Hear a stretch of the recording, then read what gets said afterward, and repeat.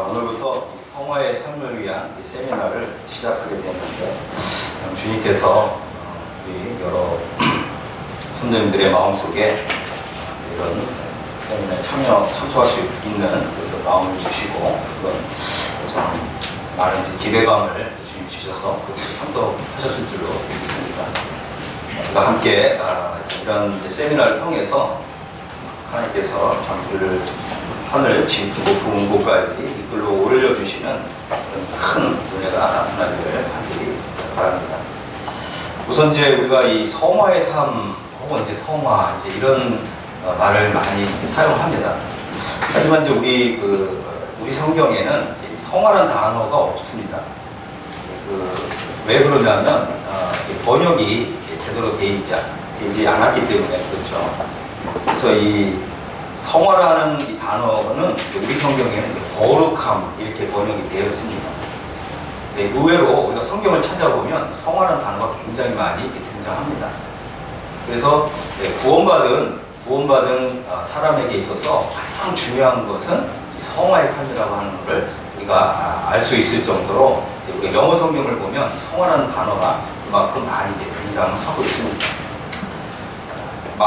오늘날 그 복음이 이렇게 널리 편만하게 전해지고 있는데, 문제는 뭐냐면 이 성화를 뺀, 성화가 없는, 또 성화를 이렇게 제외하거나 또 성화를 배제한 이런 말씀이 널리 만연되고 있기 때문에 우리가 하나님의 복음을 온전하게 배우고 알아야 되는데, 그러기보다는 하나님의 말씀에 아주 극히 일부분에 불과한 이런 말씀들을 듣고, 또 우리가 또 그것만으로도 기뻐할 수 있는데, 그러나 우리가 이 성화의 삶을 알게 되면, 또 이 성화의 능력을 받게 되면 우리 삶에 있어서 정말 엄청난 이런 변화가 일어납니다. 우리가 이 성화의 삶을 사는 데 있어서 무엇보다도 중요한 것이 신분과 상태의 진리를 우리가 알 필요가 있습니다. 신분과 상태, 이것은 굉장히 중요한 단어죠.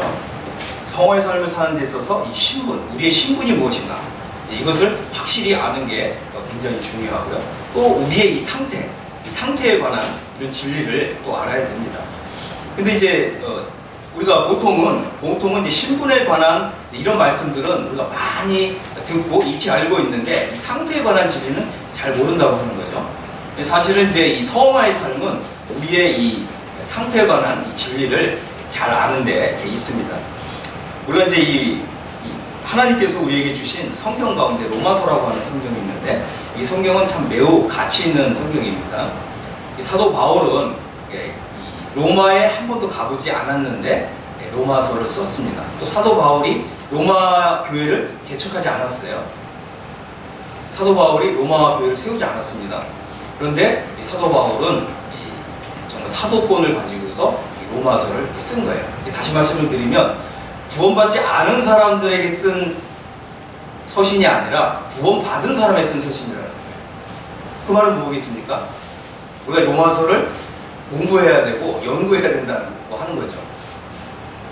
우리 여기 참석하신 분들 중에 나는 로마서를 정말 1장부터 매장 16장까지 나는 철저히 공부해봤다, 이런 분 계십니까?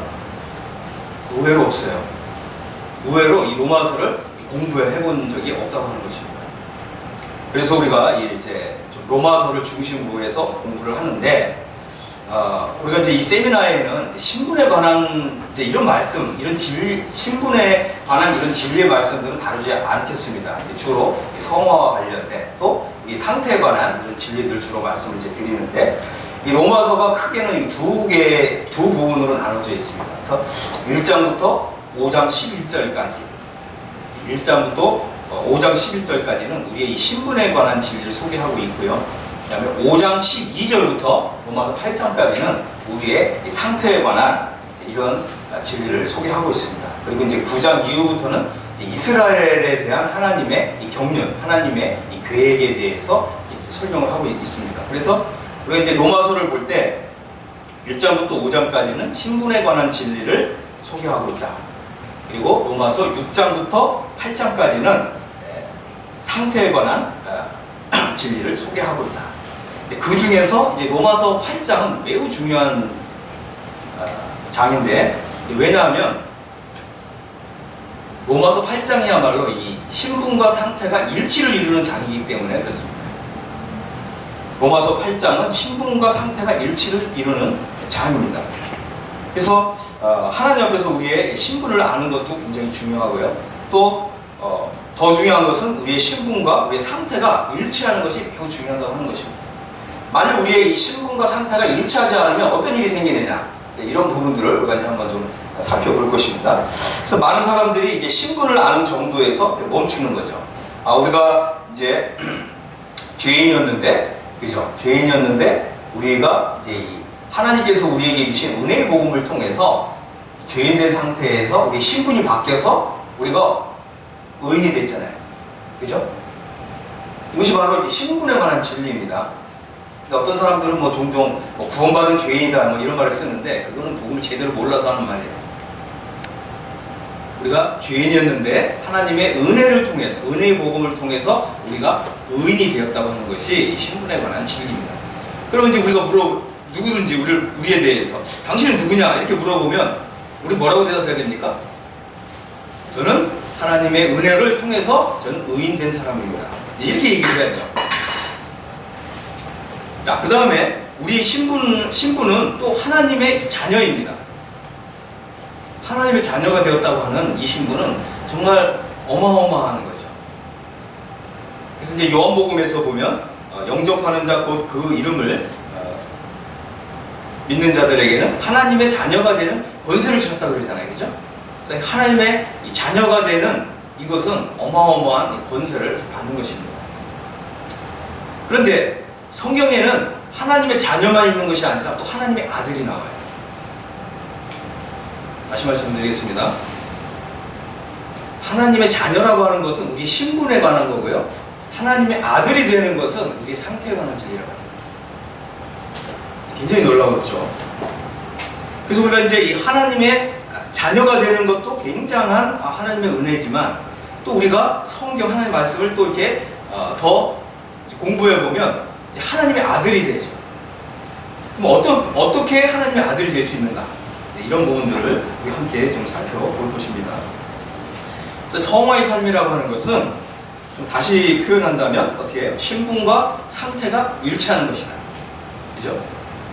우리가 성경에 보면 우리가 하나님의 자녀고 또 빛의 자녀라고 그러잖아요.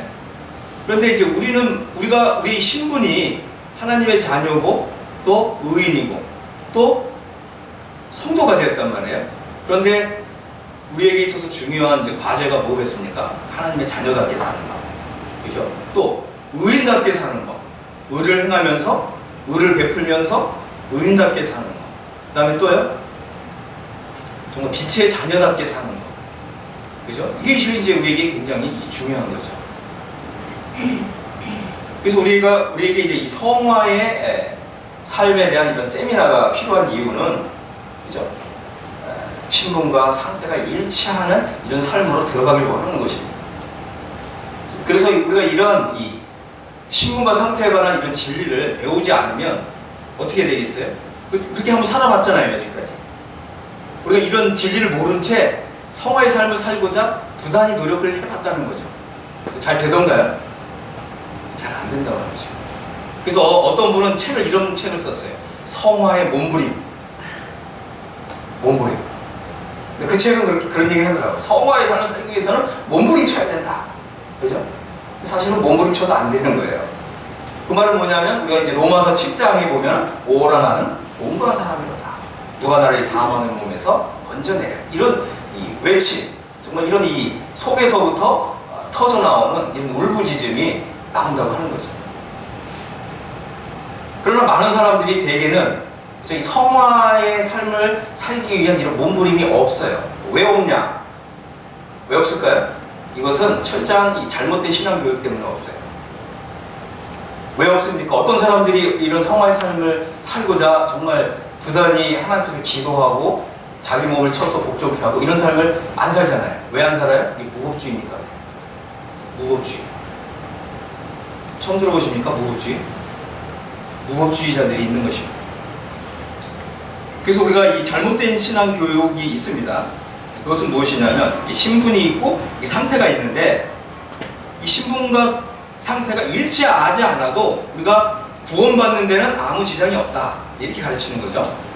우리의 신분은 확실하게 한데 우리의 상태는 들쑥날쑥하다. 그죠?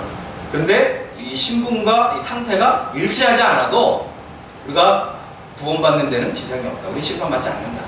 이제 그것으로 안주하고 그것으로 그냥 마냥 행복해하면서 계속해서 어떻게 해요? 자기 자신을 속이고 양심을 속이고 이제 그렇게 이제 신앙생활을 하는 거죠.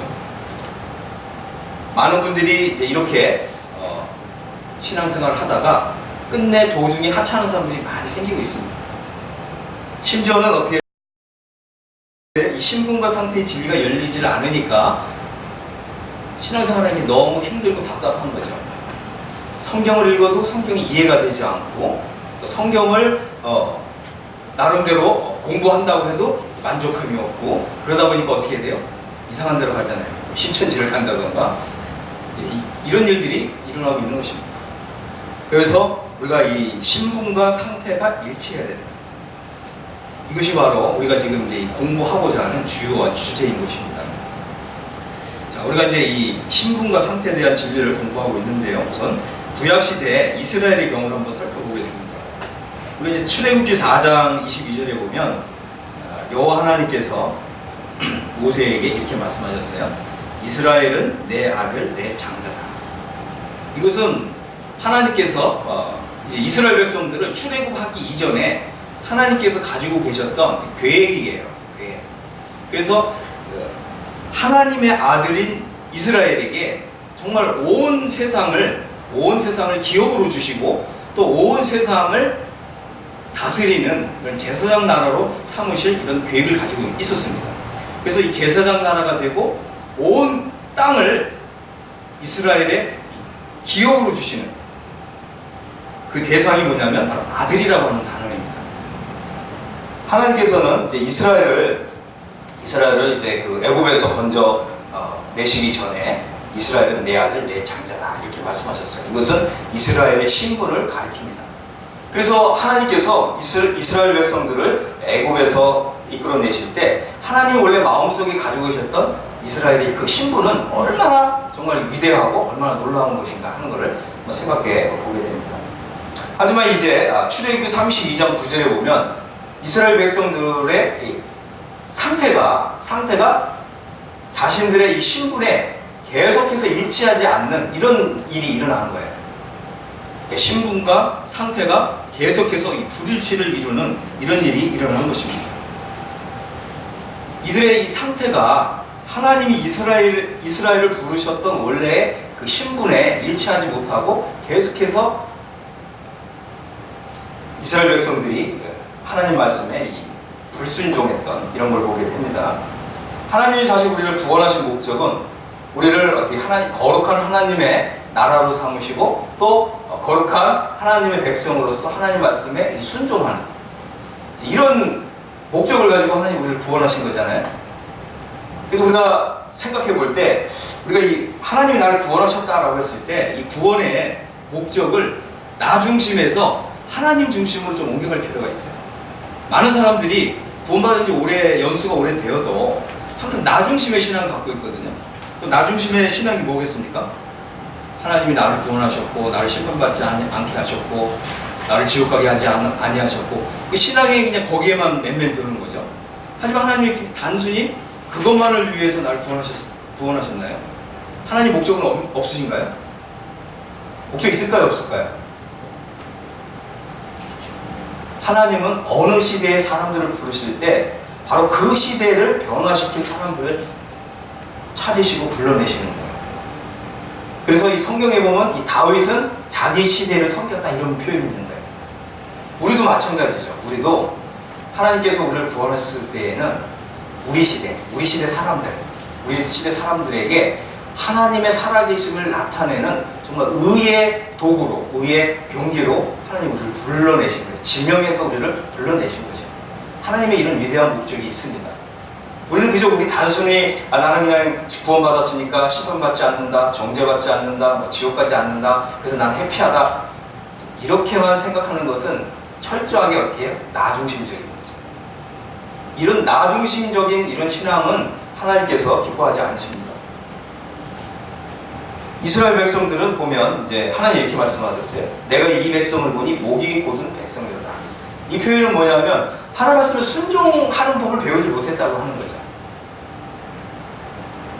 하나님의 말씀에 순종하는 이런 사람들을 기대하셨는데 이스라엘 백성들은 그들의 이 신분과 상태가 일치하지 않았다 라고 하는 것입니다. 이 백성을 보니 목이 곧은 백성이로다. 이것은 이스라엘의 상태를 가리킵니다. 사도행전 7장 51절에 보면 스데반이 이런 얘기를 합니다. 목이 곧고 마음과 귀에 할례를 받지 못한 사람들아. 여기 뭐라고 표현됐습니까? 너희가 항상 성령을 거스렸다. 여러분은 어떻게 생각하십니까? 한번 구원받은 이후에 여러분의 삶을 한번 생각해 보십시오. 여러분은 과연 성령님의 음성에 순종해 오셨습니까? 아니면 성령의 음성을 거절하고 거부하고 성령의 음성을 불순종하는 이런 삶을 살아오셨습니다.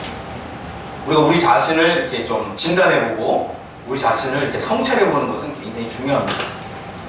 나 자신을 이렇게 성찰해보지 않은 사람은 이 성화의 삶으로 들어가는 것이 굉장히 어렵죠. 이것이 이 목이 곧고 마음과 귀에 할례를 받지 못한 사람들아 너희가 항상 성령을 거스렸다. 이것이 이스라엘 백성들의 상태에 대한 하나님의 진단이었습니다. 하나님께서 혹시 오늘 정말 우리 가운데 오셔서 우리 각 사람들의 마음을 이렇게 한번 보실 때, 제가 이제 요한계시록을 보니까 나 예수는 사람의 폐부와 심장을 감찰하는 이시다, 이런 말씀이 있더라고요. 하나님 무엇을 보신다고요? 하나님은 사람의 외모를 보지 아니하시고 그 사람의 중심을 보신다. 중심을 다 살피시는 거예요. 그러니까 만약 하나님께서 우리 가운데 오셔서 우리 자신을 살피실 때 하나님이 나를 어떻게 평가하실까? 이것이 바로 우리의 출발점입니다. 하나님께서 지금 나의 상태가, 나의 신분은 확실하고 안전하지만 현재 나의 상태가 정말 하나님께 온전히 순종할 수 있는 이런 상태가 아니구나, 이런 것을 정말 발견하셨다면 우리가 이제 하나님께서 새로운 마음의 변화와 새로운 결단이 있어야 될 줄로 이렇게 믿습니다. 우리는 이제 우리의 상태에 관한 진리를 이제 잘 배워야 됩니다. 이제 우리가 우리 상태에 대해서, 나 자신의 상태에 대해서 어느 정도 한번 생각해 봤을 줄로 이렇게 믿습니다. 자, 이제 신분과 상태에서 신분이랑 한번 보겠습니다. 신분. 우리는 이제 거듭났습니다. 그래서 거듭남을 통해서 하나님의 자녀가 되었습니다. 거듭난다고 하는 것은 본어게인이잖아요. 이것은 영적인 출생입니다. 우리가 이제 이 영적인 출생을 한 거예요. 그래서 성경에서는 이 사도 베드로는 뭐라고 표현했냐면, 베드로전서 2장 1절에서 갓난아기다 이렇게 표현했어요. 갓난아기. 갓난아기가 무슨 말인지 아시죠? 갓난아기. 다시 말씀을 드리면, 갓난아기는 이제 하나님의 말씀의 젖을 통해서 자라야 되잖아요. 근데 이 거듭남만 아는 사람은 어떻게 해? 하나님 보실 때 그 구원받은 지 10년, 20년, 30년, 40년, 50년이 돼도 하나님 보실 때는 여전히 갓난아기 상태라고 하는 거죠. 많은 분들이 이렇게 정말 성도 집회를 하게 되면 또 하나님의 이런 좀 교리적인 이런 말씀들을 배우면 많은 분들이 참 이렇게 하나님 말씀을 이렇게 좀 배우고 이렇게 흡수하는 게 굉장히 적어요. 근데 보통 보면은 이제 전도 집회를 하면 많은 분들이 굉장히 감명을 받고 굉장히 또 은혜를 받고 그렇잖아요. 그죠? 근데 사실은 전도 집회에 선포되는 말씀은 하나님 말씀에 보면 이게 이제 젖에 해당하는 거예요. 영어식 표현은 우유예요. 우유. 밀크에 해당하는 젖. 왜냐하면 갓난 아기들한테 먹이는 이유식과 같은 거거든요. 많은 성도들이 그냥 전도 집회에서 말씀을 듣고 굉장히 은혜 받는 분들이 많잖아요. 근데 좀 더 교리적이고 이렇게 좀 단단한 식물에 해당되는 이제 이런 말씀, 또 순종을 요구하고 이런 말씀을 들으면 아 오늘은 별로 마음이 은혜를 못 받았다 이러잖아요. 왜 그렇다고요? 영적으로 어린아이 상태에 있다는 거예요. 영적으로 어린아이 상태에 있으니까 하나님이 그 사람을 통해서 일을 하실 수가 있어요? 없어요? 당연히 없죠. 다시 말씀을 드리면 거듭남만 아는 사람은 하나님 보실 때 갓난 아이에 불과하다. 그러나 이제 우리는 무엇보다도 그죠? 무엇보다도 하나님과의 관계에 있어서 다시 태어나는 것이 절대적으로 중요합니다.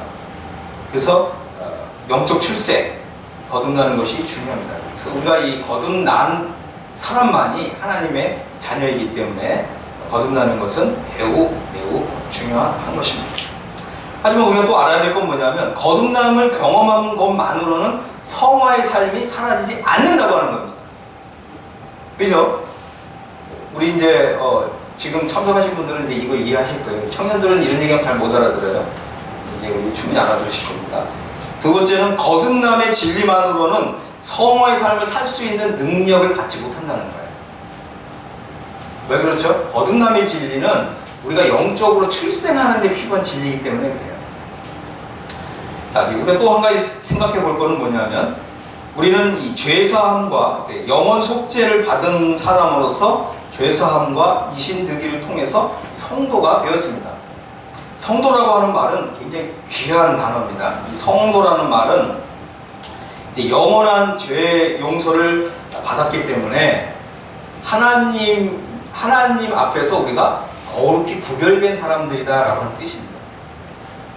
다시 말씀을 드리면 우리가 이제 이 죄사함을 받았다. 또 우리가 이제 믿음으로 의롭다함을 받았다. 그래서 우리가 이제 성도가 되었다.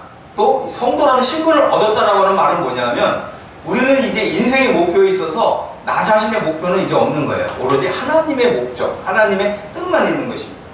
이것이 바로 하나님의 뜻을 위해서, 하나님의 목적을 위해서 내가 거룩히 구별되었다라고 하는 뜻이에요. 그래서 구별된 사람이 바로 성도인 것입니다. 그래서 성경에서 뭐라고 얘기합니까? 너희는 값으로 산 것이 되었으니, 너희는 너희 것이 아니라 값으로 산 것이 되었으니 뭐라고 그랬습니까? 너희 몸으로 하나님께 영광을 돌리라 그랬잖아요. 그죠? 그러니까 우리가 이 땅에서 살아도 주를 위하여 죽어도 주를 위하여 사는 이것이 바로 이 성도라고 하는 우리의 신분인 것입니다. 우리가 자식을 키워도, 그죠? 자식을 양육해도 다 하나님의 영광을 위하여 자식을 양육하고 자식을 또 책망도 하고 또 때로는 칭찬도 하고, 그죠? 무엇을 하든지 다 하나님의 영광을 위해서 할 수 있는 그런 어마어마한 신분, 그것이 바로 성도라고 하는 것입니다. 하지만 또 우리가 생각해 봐야 될 것은 뭐냐면 영원한 죄의 용서를 받았다라고 하는 믿음만으로는 성화의 삶을 살 수가 없다고 하는 것입니다. 그래서 우리의 이제 신분을 한번 세 가지를 한번 생각해 볼 수 있습니다. 첫 번째는 우리는 하나님의 자녀다. 두 번째는 우리는 성도다. 세 번째는 우리는 의인이다. 그래서 우리가 하나님의 자녀답게 살고 또 성도답게 살고 또 의인답게 사는, 이것은 우리의 특권이면서 또한 우리의 의무인 것입니다. 하지만 이제 우리는 상태를 알아야 됩니다. 상태의 진리가 있어요. 상태라고 하는 것은 뭐냐? 이제 우리는 단순히 이제 그 거듭나서 하나님의 자녀 상태로 이제 갓난 아기 상태로 있는 것이 아니라 우리가 영적으로 성장하고 성숙해야 되는 거죠. 그래서 하나님이 기대하시는 것은 뭐냐면 우리의 상태가 하나님의 아들이 되는 거예요. 하나님의 아들. 그래서 이 자녀는 어떻게 해요? 그저 이 하나님의 말씀 가운데서 이렇게 저제에 해당하는 말씀, 이런 말씀들만 먹고 자라가야 될 필요가 있는 사람이라면, 하나님의 아들이라고 하는 것은 이제 하나님 아버지의 뜻을 헤아리고 이제 하나님의 아버지의 뜻을 이루기 위해서 기꺼이 나의 목숨까지도 내놓을 수 있는, 마치 우리 주님과 같은 그런 상태. 어떠십니까? 그저 하나님의 자녀 상태로만 만족하시겠습니까? 아니면 하나님의 아들이신 우리 주님처럼 그렇게 살고 싶습니까?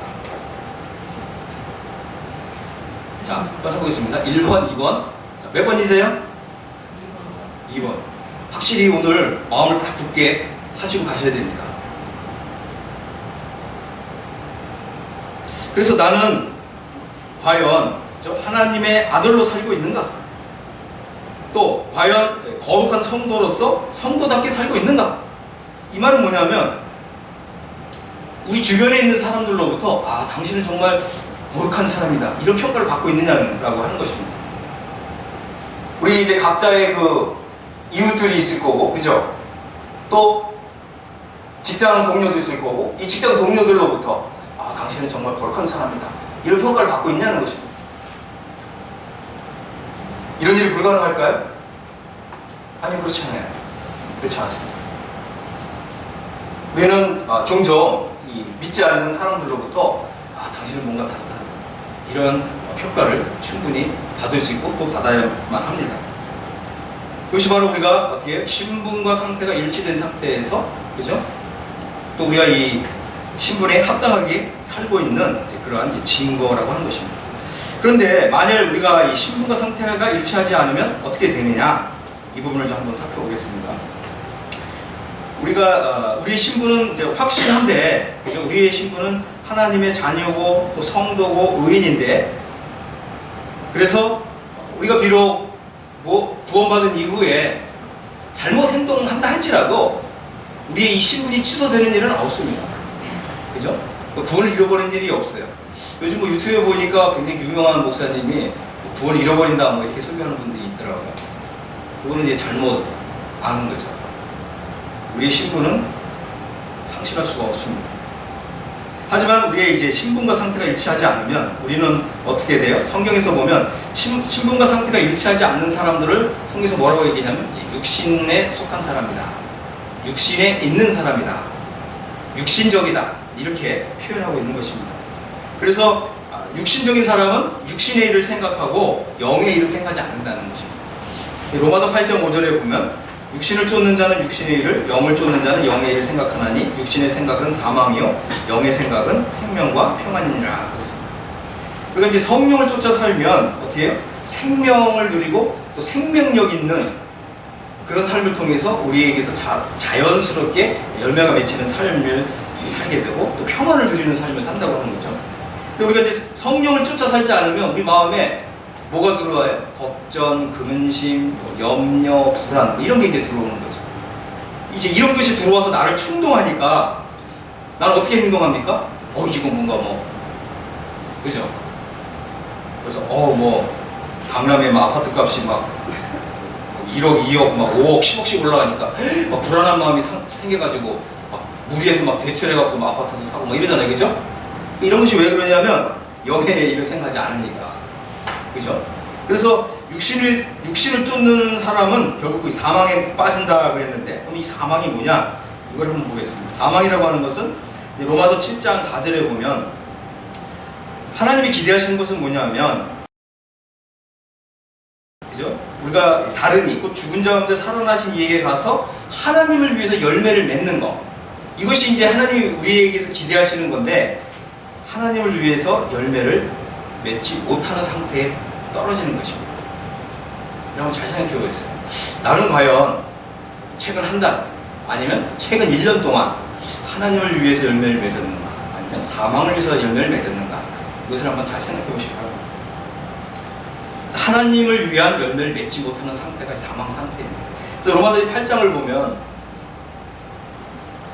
이제 이 육신의 생각은 사망이요 그랬잖아요. 그런데 이제 이것이 뭐냐면 영적으로 사망 상태에 들어가는 거예요. 사망 상태라고 하는 것은 지옥 같다는 표현이 아닙니다. 성도가 비록 육신적인 그런 삶을 산다 할지라도 구원을 잃어버린다 그런 뜻은 아닌데, 영적으로 하나님과 이 교통이 끊어진 상태가 되는 거예요. 그럼 어떻게 되겠어요? 당연히 불안한 마음, 염려, 근심, 걱정 이런 게 이제 들어오겠죠. 이제 그런 상태에서 계속해서 우리가 이 불안을 이기기 위해서 나름대로 이런저런 계획도 세우고 또 행동도 하고, 근데 그게 점점 어떻게 해요? 수렁텅이로 빠져드는 거죠. 그래서 급기야는 어떻게 해요? 하나님의 성도로서 마땅히 해서는 안 될 그런 범죄까지 저지르게 되고요. 또 그러다 보면 하나님께서 그런 사람들을 또 일찍 데려가시기도 한다는 것입니다.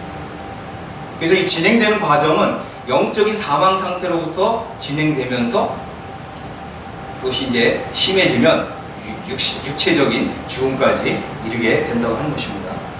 두 번째, 사망 상태라고 하는 것은 사망을 위한 열매만 맺는 상태입니다.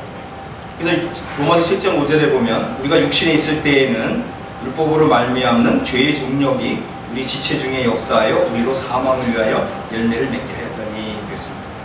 그러니까 우리가 이제 육신 상태에 있다 그러면 어떻게 해요? 죄의 종력이 발동한다는 거예요. 죄의 종력. 그리고 우리 지체 중에 역사해서 사망을 위해서 열매를 맺게 한다고 하는 것입니다. 우리가 이제 또 다음에 이제 또 공부할 건데 우리가 이제 이 법을 좀 이해할 필요가 있어요. 법. 로마서 이제 8장 2절에는 생명의 성령의 법이 나오고 또 죄와 사망의 법이 나오잖아요. 이 법이 작동하고 있다는 거예요. 내가 이 법을 인식하고 있느냐, 인식하고 있지 않느냐 이거 관계없이 법은 항상 작용하고 있다고 하는 것입니다. 이해하시죠? 그래서 우리가 이 법을 벗어날 수 있는 방법이 없어요. 하나님이 그렇게 정하셨습니다. 그래서 우리가 이 법을 그러니까 이제 예를 들어 보겠습니다. 우리가 뭐 만유인력의 법칙 다 아시잖아요. 높은 곳에서 물건을 떨어지면 다 떨어지잖아요. 근데 비행기는 날아가잖아요, 그죠? 무거운 쇳덩이가 비행기는 하늘에 날아가잖아요, 그죠? 왜 그럽니까? 법을 이용하는 거거든요. 원래 이 무거운 쇳덩이가 하늘에 있으면 떨어져야 되잖아요. 떨어지지 않고 날아간다는 거예요. 우리가 이제 이 성화의 삶을 위한 이런 진리를 배우는 이유도 우리가 이제 이 법을 배우기 위한 거예요. 어떤 법이요? 생명의 성령의 법. 이 생명의 성령의 법 안에 들어가게 되면 이 죄와 사망의 법을 이기고 올라갈 수 있다고 하는 거죠. 그래서 우리가 이런 이제 이 해방의 진리를 배우기 전까지는 하나님께서 이것을 이렇게 허용을 하셨습니다. 육신에 있을 때에는 죄의 정욕이 발동을 합니다. 그리고 우리 지체 중의 역사에서 사망을 위해서 열매를 맺게 하는 것입니다. 이 법의 작용이라고 하는 것입니다. 우리가 이것을 이길 수 있는 힘이 없어요. 우리는 거듭남만 알고 죄사함만 아는 그 믿음으로는 이 죄와 사망의 법을 이길 수 있는 힘이, 능력이 없다고 하는 것입니다. 세 번째는 사망 상태라고 하는 것은 육신에 속한 상태입니다. 사도 바울은 고린도 전서 3장 3절에서 이런 얘기를 했어요. 형제들아, 내가 신령한 자들 대함과 같이 너에게 말할 수 없어서 육신에 속한 자, 곧 그리스도 안에서 어린아이들을 대함과 같이 하노라. 내가 너희를 저주로 먹이고 바보로 아니하였느니. 자, 여기 보면 고린도 교회의 이 성도들은 육신에 속한 자라고 불렀습니다. 그럼 육신에 속한 자라고 하는 뜻이 뭐냐? 그리스도 안에서 어린아이라고 하는 것입니다. 다시 말씀을 드린다면 고린도 교회의 성도들은 성도라고 하는 신분을 얻었지만 상태가 어떻다고요? 어린아이 상태에 있습니다. 육신에 속해 있는 한, 그죠? 육신에 있는 한 어린아이 상태에 있다고 하는 것입니다. 그래서 어린아이 상태에 있는 사람들은 어떻게 해요? 저주로 먹이고 밥으로 아니하였다. 영어식 표현은 젖은 밀크예요. 우유에 해당되는 거고, 밥이라고 하는 단어는 고기에 해당돼요. 영어 성경을 보면 미트라고 하는 이런 단어가 사용됐어요. 그러니까 젖, 밥, 우유, 고기. 그런데 이제 이 고린도 교회 성도들은 어떻게 해요? 이 밥에 해당하는 이런 하나님의 말씀을 감당치 못하였거니와 너희가 그때도 감당치 못하였는데 지금도 못하고 있다. 너희가 아직도 육신에 속한 자로다 그랬습니다. 그래서 너희 가운데 시기와 분쟁이 있으니 어찌 육신에 속하여 사람을 따라 행함이 아니리요. 그래서 벌써 이 육신에 속한 자가 벌써 몇 번 등장했습니까? 한 번? 두 번? 세 번? 육신에 속한 자라는 이 한 구절, 두 구절 여기에 이제 세 번 사용했습니다. 그리고 사람을 따라 행한다 그랬습니다. 고린도전서 5장 1절에 보면 너희 중에 심지어 음행이 있다 함을 들으니 이런 음행은 이방인 중이라도 없는 것이라 누가 그 아비의 아내를 취하였다 합니다. 그렇습니다. 이제 우리가 이 신분과 상태에 대한 진리를 배우지 못하면 우리 마음속에 어떤 마음이 들어와요? 야, 우리의 신분은 확실하고 변하지 않으니까 죄를 좀 허용해도 되겠지. 우리 신분이 변하지 않으니까 우리가 구원받는 거는 확실하대. 자꾸 이런 생각이 들어오면 어떻게 나도 모르게 이런 이제 이 죄를 허용하는 마음이 생긴다는 거예요. 그러다 보니까 어떤 문제가 생겼어요? 음행이 생겼다. 성적인 스캔들이 일어난다. 그래서 얼마나 많은 하나님의 일꾼들이 그죠? 이런 성적인 이런 스캔들 때문에 그죠? 하나님의 귀한 사역을 하는 데서 문제가 일어나서 그것을 그만두는 그런 일이 많이 일어나는 것입니다. 과거에 그런 일이 참 많이 일어났습니다. 사실은 이제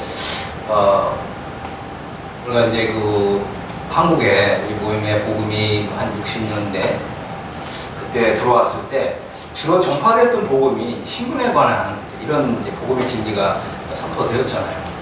상태에 관한 이런 진리들이 거의 전파되지 않다시피 했어요. 그러다 보니까 그때는 성화라고 하는 단어조차도 사용하지 않았던 그런 시대가 있었습니다. 지금은 이제 성화라는 단어를 좀 많이 사용하고 우리가 성도답게 살아야 되고 또 거룩한 삶을 살아야 되고 이제 이런 이제 말씀들이 강단에 선포되는데 과거에는 주로 이제 이런 상태에 관한 진리들이 선포되지 않았어요. 그러다 보니까 많은 경우에 성도들이 신앙생활을 잘 하는 것 같다가 결국은 낙오하는 이런 사람들이 많이 생겨난 것입니다. 자, 이제 5장 10절에 보면 만일 어떤 형제나 일컫는 자가 음행하거나 탐남하거나 우상숭배하거나 후욕하거나 술 취하거나 토색하거든 사귀지도 말고 그런 자와는 함께 먹지도 말라. 자, 여기서 이제 우리가 좀 봐야 될 건 뭐냐면 구원받은 성도도 이런 죄를 저지를 수 있다고 하는 것입니다. 어떻게 이해가 되세요? 다시 말씀을 드릴게요. 나도, 그죠? 이거 한번 이렇게 해보세요. 나도 이런 죄를 저지를 수 있다. 이렇게 생각하셔야 돼요. 그러니까 나는 절대 이런 죄를 저지르지 않을 거다. 이렇게 자신만만하던 사람들이 넘어지는 거예요. 성도가 이런 죄를 저지를 수가 있습니다. 네 번째는 사망상태라고 하는 것은 뭐냐? 하나님의 말씀 가운데서 저죄에 해당하는 말씀만 이해하고 고기에 해당하는 말씀은 경험하지 못하는 상태. 이런 것이 바로 사망상태라고 하는 것입니다. 그래서 이 고기에 해당하는 말씀은 단단한 식물이라고 그랬고요. 또 의의 말씀이라고 이렇게 표현되어 있습니다. 히브리서 5장 13절에는 대저 젖을 먹는 자마다 어린아이니 의의 말씀을 경험하지 못한 자예요. 그랬습니다. 의의 말씀을 경험한 사람들은 의를 행하면서 사는 거예요. 그죠? 또 공정하게 또 공평하게 이렇게 생각하고 또 이렇게 말하고 이렇게 행동합니다. 그리고 이제 한번 예를 들어보겠습니다. 우리가 이제 뭐 자매회의나 아니면 형제회의를 하다 보면 많은 경우에 우리가 편파적으로 말하고 행동하는 경우가 많죠. 그렇지 않나요? 누가 어떤 잘못을 했어요? 근데 그 사람이 내가 미운 사람이면 공정하게 그 사람에 대해서 얘기하나요? 안 돼. 그럼 잘못을 저지른 사람이 내 자식이야. 그럼 여러분 어떻게 말하고 행동하나요? 아, 그럴 수도 있지 이러잖아요. 그죠? 근데 좀 내가 미운 어떤 사람이 그런 죄를 졌다 그러면 잘라내야 돼. 추교해야 돼. 뭐 그러잖아요. 이런 것들이 다 이제 공평하지가 않은 거예요. 공정하지가 않은 거고. 그죠? 그래서 우리가 이 하나님의 의의 말씀을 경험하게 되면 어떻게 해요? 공정하고 공평하게 또 하나님의 마음을 가지고 말하고 행동하고 생각한다고 하는 것입니다. 우리가 이런 것들을 이제 배울 필요가 있다고 하는 것입니다. 자, 그 다음에 이제 이 사망 상태라고 하는 것은 무엇이냐면 정욕을 위하여 육신의 일을 도모하게 된다고 하는 것입니다. 제가 이제 지금까지 이렇게 믿음 안에서 이렇게 살아보니까 물론 저도 무엇을 먹을까 무엇을 입을까 이렇게 염려하긴 했는데 그러나 지나놓고 보면 사실 그런 걱정 근심이 다 부질없더라고요. 하나님께서 정말 모든 것을 다 공급해 주셨어요. 저는 이제 1999년 12월 달에 제가 이제 직장을 내려놓고 그때부터 지금까지 계속 이제 풀타임으로 사역을 하고 있는데 굉장히 이제 박봉을 받았죠. 그런데 어쨌든 돌이켜보면 하나님이 다 이렇게 먹여주시고 다 입혀주시고 다 해주셨어요. 부족함이 없도록 이렇게 하셨어요. 그런데도 우리가 이런 이제 하나님의 정말 이 아들된 이런 이제 그 믿음의 분량으로 사는 법을 배우지 못하면 하나님께서 이렇게 지난 십수년 동안을 이렇게 다 공급해 주시고 하나님께서 다 넉넉하게 채워주셨음에도 불구하고 또 앞날을 내다보면서 또 여전히 걱정하고 근심하고 염려하고 그러기가 쉽다는 거죠. 그죠? 그런데 하나님께서 모든 것을 다 여호와 이레 하나님께서 다 채워주신다고 하는 것입니다. 그래서 걱정 근심할 필요가 없어요. 우리는 다만 어떻게 해요? 하나님의 아들의 믿음을 가지고 오늘 하루하루를 순종하면서 살면 하나님께서 그 모든 것을 다 책임져 주시는 거죠. 근데 우리가 이런 믿음이 없다 보면 어떻게 돼요? 정력을 위하여 육신의 일을 도모한다는 거죠. 우리가 하나님의 일을 도모해야 되는데 하나님의 일을 도모하기보다는 육신의 일을 도모하는 이런 아주 나약한 이런 믿음과 이런 영성에 떨어진다고 하는 것입니다. 그래서 우리가 이런 것들을 이제 좀 생각해 보시고 이제 나는 어린아이의 일을 이렇게 좀 버려야 되겠다 이런 마음을 가지시면 좋습니다. 또 어린아이 상태에 계속 머물러 있게 된다고 하는 것입니다. 어린아이 상태란 뭐냐? 고린도서 13장 11절에 보면 내가 어렸을 때에는 말하는 것이 어린아이와 같고 깨닫는 것이 어린아이와 같고 생각하는 것이 어린아이와 같다가 그랬습니다. 우리가 이제 주님을 믿은 지 상당한 연수가 되었다면 우리는 어떻게 해요? 정말 이제 하나님의 아들답게 말하고 행동하고 생각해야죠. 그죠? 하나님께서 아버지께서 내가 기도하면 하나님께서 즉시 응답해 주시고 모든 기도에 응답해 주신다고 하는 믿음으로 한 발씩 전진해 나가는 거죠. 그죠? 그런데 우리가 이제 이 어린아이 상태에 머물게 되면 그 어린아이와 같은 그런 이제 행동과 처신을 하게 된다고 하는 거죠. 그래서 우리는 이제 어떻게 해요? 어린아이로 살았던 삶이 이제는 족하다. 그것을 이제 내버리라고 하는 거죠. 어린아이의 일을 버리고, 그죠? 이제는 하나님의 아들로 살아가자고 하는 것입니다. 또 사망 상태라고 하는 것은 뭐냐? 우리 몸이 약하게 되고 병이 들고 결국 죽게 된다고 하는 거죠. 그래서 이 모든 질병이 다 주님께로부터 온 것은 아닌데 주님께로부터 오는 질병도 있습니다. 주님이 징계하시기 때문에. 그래서 주님께로부터 온 이 질병에 대해서는 우리가 회개 기도하면 뒤에 가서 좀 살펴볼 건데 이 다윗처럼 다윗이 시편 32편에서 하나님 앞에서 자기의 죄를 자백하는 이런 기도를 했어요. 이걸 이제 토설한다, 토설 기도를 하게 되면 하나님께로부터 온 이런 이제 질병이나 이런 것들은 하나님께서 그 즉시 그 질병을 제거해 주시는 이런 은혜를 얻게 됩니다.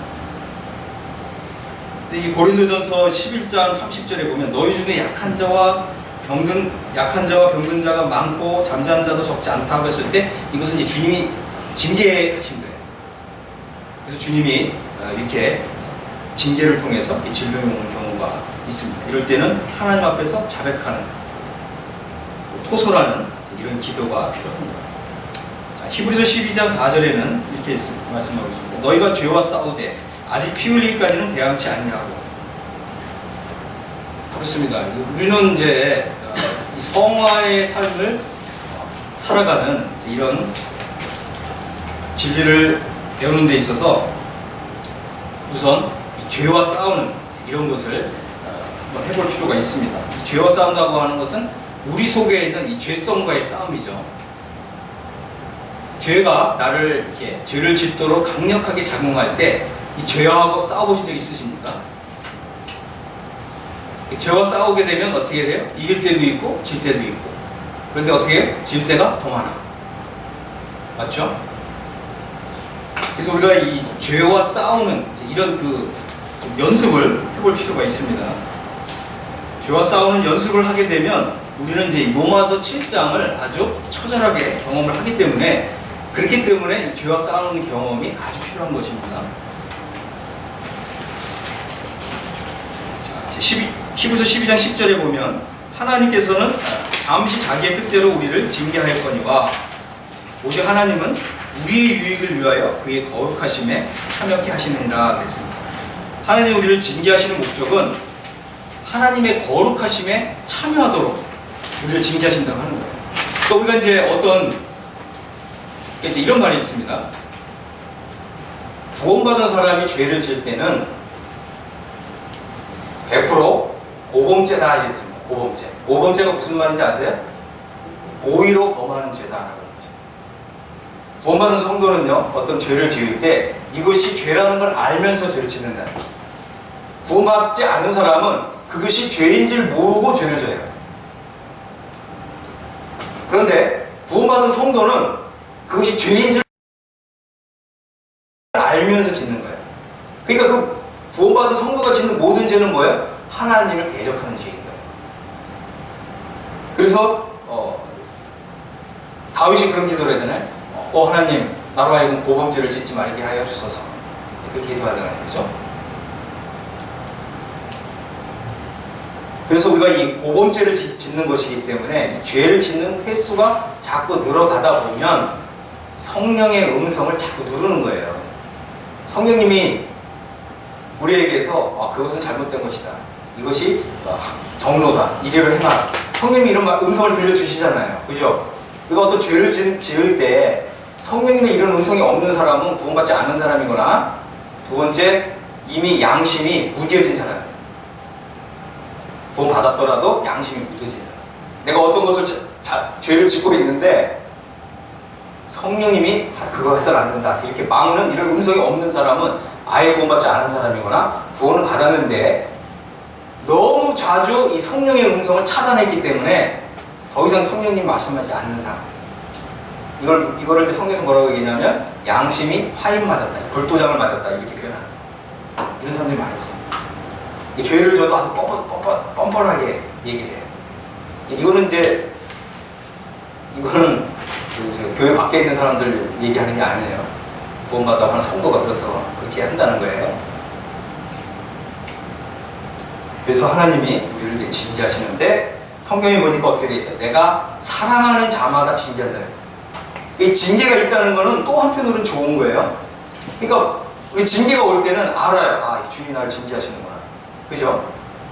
근데 또 하나는 뭐냐면, 징계의 이유는 뭐냐면, 하나님이 내가 죄를 지으니까 하나님 나를 징계하신다?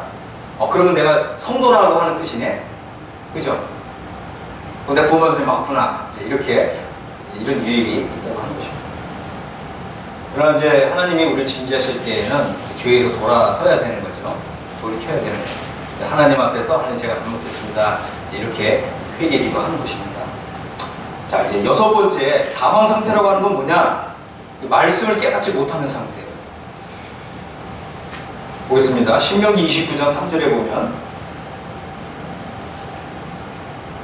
너희는 그 큰 시험과 이적과 큰 기사를 목도하였다. 친히 보았다고 하는 거죠. 그러나 깨닫는 마음과 보는 눈과 듣는 귀는 오늘날까지 여호와께서 너희에게 주지 아니하셨느니라. 하나님께서 이렇게 하신다는 거예요. 뭐예요? 깨닫는 마음, 보는 눈, 듣는 귀를 주시지 않는다.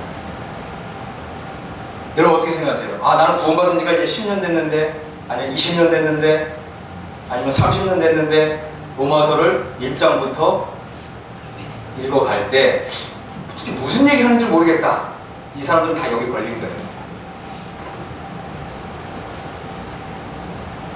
자, 욥기 17장 4절에 보면 주께서 그들의 마음을 가리고 깨닫지 못하게 하셨사오니 그랬어요.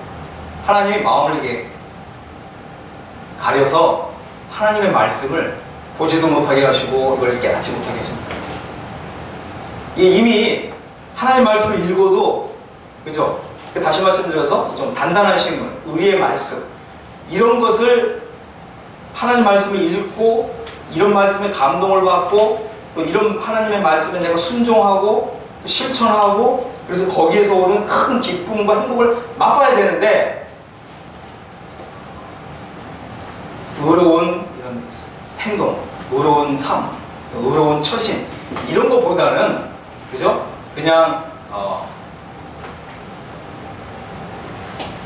이제 뭐라고 표현해야 되나요? 좀 편안하게 신앙생활하고, 그죠? 다른 성도가 어떤 이제 어려움에 빠져 있어도 그 이제 좀 못 본 채 하고, 그죠? 그런 일이 종종 있잖아요.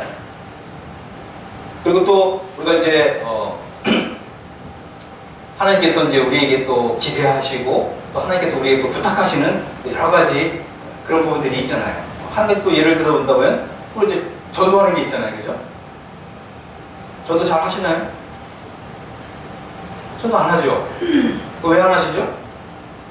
전도 은사가 없어서? 그거 아니죠. 전도 은사가 어디 있어요? 신명에. 전도는 누구나 다 하는 건데. 근데 우리가 어떻게 했다고요? 계속 하나님의 이런 말씀에 불순종하는 걸 선택하는 거예요. 그러니까 하나님께서 그래? 너 이 나의 이 말인데, 나의 말인데 너 이거 순종 안 해? 그럼 우리가 지금 부모가 우리 자녀들 키울 때 어떻게 해요? 너 이거 해라 그랬는데 이거 안 하면 어떡합니까? 그래? 너 이거 순종 안 해? 그럼 우리가 부모로서 뭔가 조치 취하죠? 취해야 안 취해요? 그냥 막 사람을 막 키워요? 버릇없이 행동하고 막 했는데도 잘한다 막 칭찬하나요? 요즘 뭐 많이 그러더라고요. 칭찬은 뭐 고래도 춤추게 한다 그래가지고 칭찬해서 키워야지 왜 애를 나무라느냐 뭐 요즘 뭐 이런 게 막 대세더라고요. 하나님 아버지는 그렇게 안 하세요. 징계하십니다. 징계하시고 너 이거 순종 안 해? 그럼 내가 너한테 이런 조치를 할 거예요. 그게 뭐냐면 말씀을 깨닫는 마음을 안 주신다. 그냥 영적인 어린아이 상태에 계속 그냥 머물게 두신다고 하는 거죠. 이거 항상 어떻게 말하고 행동하는 것이 이제 어린아이인 거죠. 근데 여러분 이걸 하셔야 돼요. 여러분들이 지금 우리가 공부하는 건 뭐예요? 신분과 상태가 일치하는 거잖아요. 다시 말씀드릴게요. 우리의 이 신분과 상태가 하나님의 아들의 상태로 들어가는 거예요. 하나님의 아들이 된다고 하는 것은 이제 하나님의 나라에 우리 주님과 더불어서 함께 다스리는 이런 권세를 받는 거예요. 우리 이제 앞으로 이런 거 좀 계속해서 자세히 공부하는 건데, 근데 우리가 어린아이 상태에 머물면 어떻게 돼요? 하나님께서 우리에게 통치권을 주세요? 배제시키는 거예요. 이거를 여러분 아셔야 돼요. 그래서 이제 욥기 이제 34장 31절을 보면 이런 말씀을 했습니다. 누가 하나님께 이르기를 내가 징계를 받았사오니 다시는 범죄치 아니하겠나이다. 나의 깨닫지 못하는 것을 내게 가르치소서. 내가 악을 행하였으면 다시는 아니하겠나이다 한 자가 있느냐. 그렇습니다. 우리가 하나님의 말씀을 읽어도 깨닫지 못하는 사람은 하나님께서 회개해야 된다는 거예요. 제가 구원받은 이후부터 순종하지 않는 것, 불순종하는 것이 지금 습관이 되었네요. 주님 제가 잘못했습니다. 지금 회개합니다. 회개하셔야 된다. 주님 이제 보니까 제가 한 말씀을 깨닫지 못하는 이유가 지금 내가 징계를 받고 있는 거네요. 다시는 범죄치 아니하겠나요? 그리고 내가 깨닫지 못하는 것을 나에게 가르쳐 주십시오. 그죠? 내가 악을 행하였으면 이제 다시는 아니하겠나이다. 이렇게 기도하라고 하는 거예요. 그럴 때 하나님께서 어떻게 하신다고요? 우리에게 다시 한번 두 번째 기회를 주신다고 하는 거죠. 그래서 하나님과의 관계를 회복하는 유일한 방법은 뭐냐? 하나님께서 지금 나를 징계하시는구나. 이걸 깨달은 사람이 하나님과의 관계를 다시금 새롭게 하는 유일한 길은 회개라는 거예요. 자, 다시 한번 좀 보겠습니다. 자, 이사야 6장 9절을 보면 여호와께서 가라사대 이 백성이 이르기를 너희가 듣기는 들어도 깨닫지 못할 것이요 보기는 보아도 알지 못하리라. 이 백성의 마음으로 둔하게 하며 구귀는 막히고 눈이 감기게 하라. 염려컨대 그들이 눈으로 보고 귀로 듣고 마음으로 깨닫고 다시 돌아와서 고침을 받을까 하노라. 자, 여기 보니까 말씀을 듣기는 들어도 깨닫지 못하고 보기는 보아도 알지 못하고 또 마음으로 둔하고 그 귀가 막히고 눈이 감겨있는 사람들이 있습니다. 말씀을 깨닫지 못하는 사람, 또 의의 말씀을 경험하지 못하는 사람, 이런 사람들은 나는 주의 징계하시는 손 아래 있구나, 이것을 생각하시고 주님 앞에서 마음을 돌이키시라고 하는 것입니다. 또 주님 정말 제가 보니까 구원받은 지 오래 됐는데 성경을 읽었지만 참 성경의 말씀이 잘 이해가 되지 않고 하나님의 말씀이 참 깨달아지지 않았습니다. 이제 주님 제가 이제 단순히 이렇게 저지해달라는 말씀, 그죠? 또 우유에 해당하는 말씀, 이 정도로만 지금까지 제가 너무나 행복해 했는데, 그게 아니라 이제 보니까 하나님의 말씀 가운데는 단단한 식물도 있고, 그죠? 이게 예언의 말씀입니다. 예언의 말씀. 또 요한계시록과 같은 말씀. 이런 말씀들이 우리가 이제 읽으면 이런 말씀들이 이해가 되고 이제 이런 요한계시록이 열려요. 많은 요즘 이제 어떤 분이 그런 얘기를 하더라고요. 요즘 모임의 성도들이 제일 관심 있어 하는 성경이 뭐냐, 어떤 성경을 공부하고 싶냐 그랬더니 요한계시록이 다 그러더라고요. 그래서 뭐 일리가 있죠. 왜 요한계시록을 공부하고 싶냐 그랬더니 십수년 동안 읽었는데 그게 무슨 말인지 몰라. 그런 현상이 나는 거예요. 그러면서 생각해 보세요. 하나님께서 우리에게 이해하지 못할 성경을 주셨나요? 너는 이걸 아무리 읽어도 넌 깨닫지 못한다. 그러나 열심히 읽어라. 그렇게 했나요? 안 그래요. 요한계시록도 보면 이 예언의 말씀을 읽는 자들과 듣는 자들과 이 가운데 기록한 것을 지켜 행하는 자가 복이 있다고 했잖아요. 그죠? 세 가지가 다 해야 복이 받는 거예요. 그죠? 어떤 거요? 읽는 자, 듣는 자, 그 가운데 지켜 행하는 자. 이 세 번째 걸 늘 빼놓으니까 우리가 그 어린아이 상태에 머무는 거죠. 그래서 우리가 이제 하나님 앞에서 기도할 필요가 있습니다. 주님, 이제 내가 여지까지 깨닫지 못했던 이런 말씀을 나에게 이제 가르쳐 주십시오. 그렇습니다. 이 영적 해방의 이런 진리는 어쩌면 우리가 한 번도 들어보지 않는 말씀일 수가 있어요. 우리가 이제 앞으로 그것을 공부하려고 합니다. 그리고 이제 기본 도서 4권을 제가 말씀을 드렸잖아요. 이 4권 다 읽으셔야 돼요. 안 읽으신 분들이 좀 덜어 계시더라고요. 읽으셔야 됩니다. 이거를 읽으셔야 이제 이 강의를 할 때 여러분의 마음에서 막 심령에서 영혼에서 스파크가 일어나면서 하나님 말씀이 놀랍게 막 작용을 할 거예요. 이게 이 4권의 책이 안 읽어서 이게 이제 내 안에 이게 깔려 있지 않으면 이 말씀이 크게 유익은 안 됩니다. 들을 때는 그렇구나 하지만 이 막상 내 거가 안 될 수가 있어요. 그 다음에 우리가 이제 이런 것을 이제 공부하는데 가장 중요한 것은 이제 우리 마음의, 우리 영혼의 상태, 우리 마음의 또 영혼의 토양, 이것이 이제 굉장히 중요한 것입니다. 하나님의 말씀을 그대로 이렇게 흡수할 수 있는 그런 좋은 상태가 되어야 됩니다. 그러려면 내가 지금까지 하나님 말씀을 잘 깨닫지 못했구나. 이런 말씀들이 하나님 말씀에 가려져 있었구나. 예를 들자면 우리가 이제 앞으로 이제 로마서 5장, 6장, 7장, 8장 이렇게 이제 공부를 할 건데 이 5장, 6장, 7장, 8장을 읽으시면서 이 한 구절 한 구절들이 우리 마음을 다 강타해야 돼요. 이 말씀들이 내 마음에 막 감동을 일으키고 흥분시키고 구절구절들이 그냥 쭉 이렇게 읽어나가는 게 아니라 한 구절 한 구절 그러면서 내가 이 말씀을 통과했는가? 이 말씀을 통과하지 않았는가? 이것을 계속해서 물으면서 5장, 6장, 7장, 8장 이렇게 읽어나가십니다. 처음에는 어려울 수 있어요. 저도 처음에 이 말씀들 읽을 때 그냥 건너뛰는 말씀들이 있었는데 이제는 이 말씀들 하나하나가 난 이 말씀에 감사한다. 왜요? 경험됐으니까. 이 말씀에 감사한다. 왜요? 이 말씀도 경험됐으니까. 또 왜요? 이 말씀 경험됐습니다. 한 구절 한 구절들이 여러분 그렇게 읽으시게 되길 바랍니다. 여러분 그렇게 읽으셔야 이제 로마서 8장 상태에 들어가는 그런 은혜를 얻게 되는 것입니다. 여러분이 이것을 공부를 했는데 여전히 로마서 5장 12절부터 말씀드리는 거예요. 5장 12절부터 로마서 8장까지를 읽으시면서 건너뛰는 구절들이 많다. 그러면은 여러분 다시 또 공부하셔야 돼요. 이해하셨죠?